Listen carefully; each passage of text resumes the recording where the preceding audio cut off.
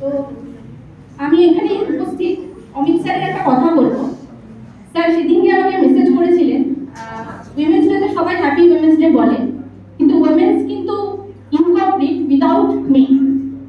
সত্যি আমরা শুধুমাত্র উইমেন্সকে একা কখনো চলার পথে যদি একজন মেন বা একজন বাবা হিসেবে, ভাই হিসেবে কেউ যদি পাশে না থাকে বা বন্ধু হিসেবে, তাহলে তার চলাটা সম্পূর্ণ হয় না।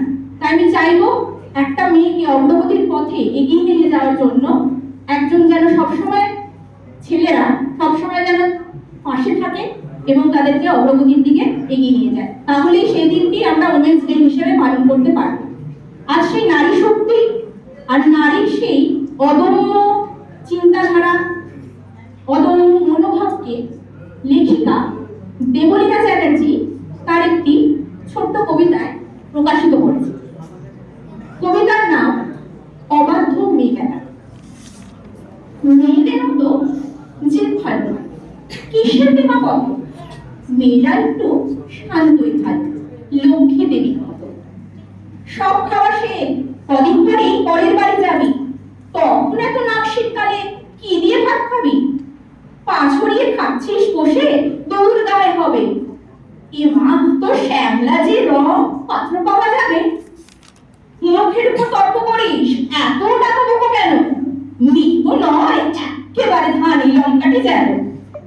এই কথাগুলো আমরা মেয়েরা সকলেই থাকি শুনি, কেউ কম শুনি, কেউ বা বেশি, কেউ কয়েকটা হাতে গুলি। এগুলো শুনেই কত মেয়েদের ছোট হয় ছোটবেলা।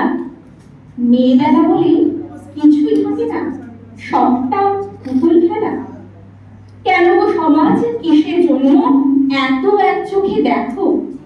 নারীর সরল ছেলেবেলা থাকে, সেসব হিসেব রাখো।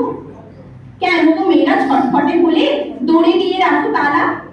তোমরা জানো না দেবী নারায়ণী লক্ষ্মী ও চঞ্চলা?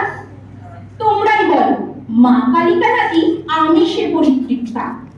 আমি তবে কেন সব দিয়ে খাওয়া শিখি, ডাল ভাত থেকে শুক্তা?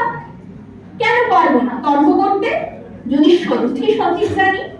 তর্কশাস্ত্রে দেবী সরস্বতীও স্বয়ং বিজয়িনী। টাকা বকো যদি নাম হতো দুর্গা, অসুর নিধন হতো। সাধারণ সাহসী হলেই নারী লঙ্কার মতো। ছাড়ো সমাজ, অনেক হয়েছে এক চোখামিটা ছাড়ো। শিশুদের মাঝে লিঙ্গ না বেছে ওদের বিচার করো। সময় এসেছে মেয়ের পায়ে বেরি করে দাও খোলা। এরপর থেকেও নারীদেরও হোক অবাধ্য মেয়েবেলা।